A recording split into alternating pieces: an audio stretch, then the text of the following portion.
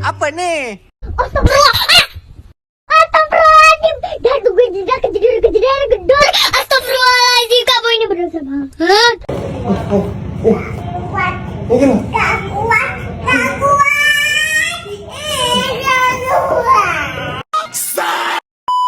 Dalam Baik, perkenalkan, nama saya Vidya Adisa Kuleken dengan NIM A11123084, kelas B Prodi Pendidikan Bahasa dan Sastra Indonesia, Fakultas Keguruan dan Ilmu Pendidikan, Universitas Tadulako. Baik, video ini saya buat untuk memenuhi tugas pendidikan kewarganegaraan. Di sini saya akan menjelaskan sedikit tentang pengamalan nilai yang terkandung dalam materi dari kelompok 1 sampai kelompok 6. Adapun materi pertama yaitu identitas nasional, yang kedua konstitusional, yang ketiga hak dan kewajiban, yang keempat integritas nasional, dan yang terakhir demokrasi nasional. Nah, pada pengamalan nilai pada identitas nasional mencangkup beberapa aspek penting yaitu cinta tanah air.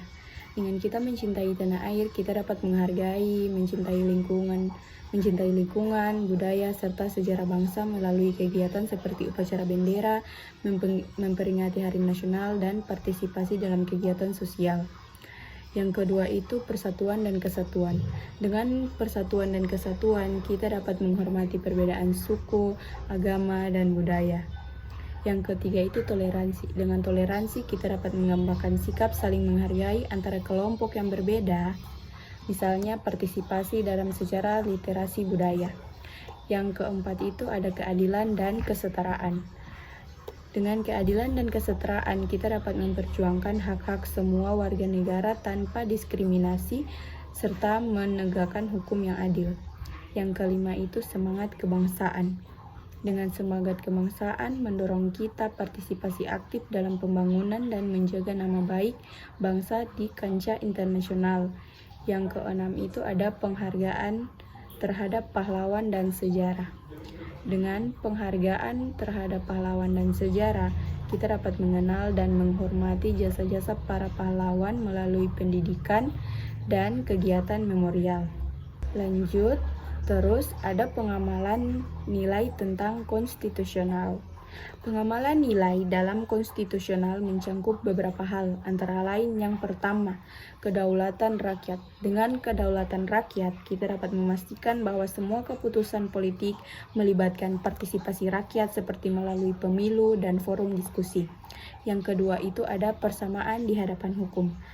Dengan persamaan di hadapan hukum, kita dapat menerapkan prinsip keadilan tanpa diskriminasi, memastikan semua warga negara diperlakukan sama di hadapan hukum. Yang ketiga itu ada hak asasi manusia.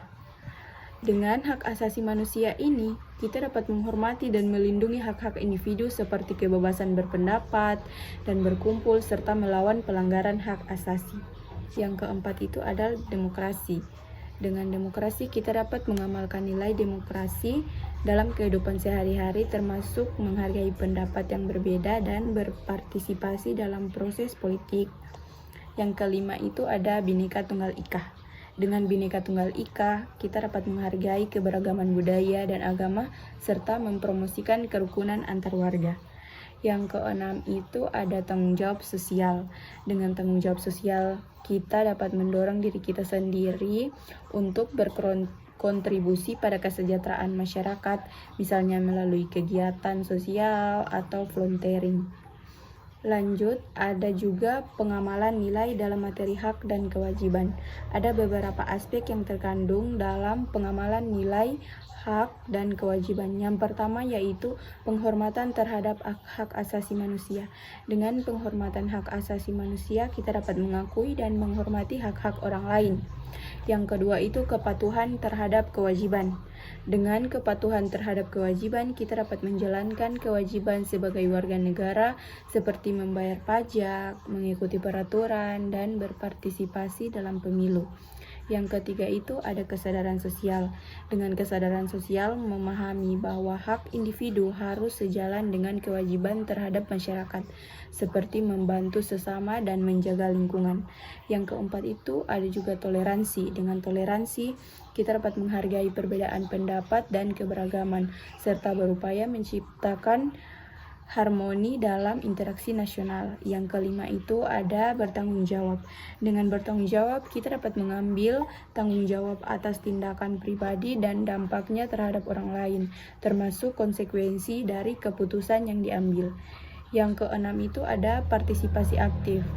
Dalam partisipasi aktif ini, kita harus terlibat dalam kegiatan sosial dan politik untuk memajukan hak-hak masyarakat serta memastikan kewajiban dilaksanakan dengan baik. Baik, lanjut. Ada juga pengamalan nilai dari materi integritas nasional. Ada beberapa aspek yang terkandung dalam pengamalan nilai ini. Yang pertama itu konsistensi dalam sikap. Dengan konsistensi dalam sikap, menunjukkan kejujuran dan ketulusan dalam semua tindakan, baik di lingkungan pribadi, sosial, maupun profesional. Yang kedua itu ada keberagaman dalam kesatuan. Dengan keberagaman dalam kesatuan ini, kita dapat menghargai perbedaan budaya, suku, agama, serta membangun hubungan harmonis antar warga negara. Yang ketiga itu ada penguatan rasa kebangsaan. Dengan penguatan rasa kebangsaan ini, kita dapat menunjukkan cinta tanah air kita melalui partisipasi aktif dalam kegiatan yang mendukung pembangunan nasional dan pelestarian budaya. Yang keempat itu ada tanggung jawab sosial. Dengan tanggung jawab sosial, kita dapat mengambil peran dalam menyelesaikan masalah sosial dan lingkungan, serta berkontribusi positif kepada masyarakat.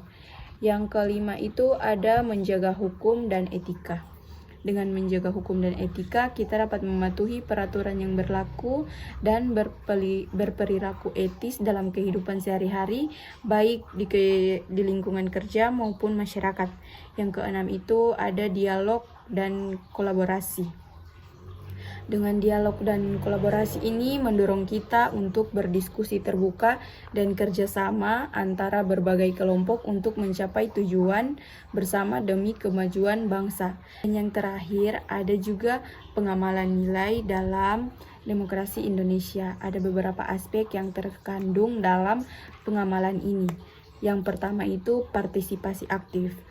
Dengan partisipasi aktif, saya rasa mendorong kita untuk melibatkan dalam proses politik seperti pemilu, musyawarah, dan kegiatan sosial.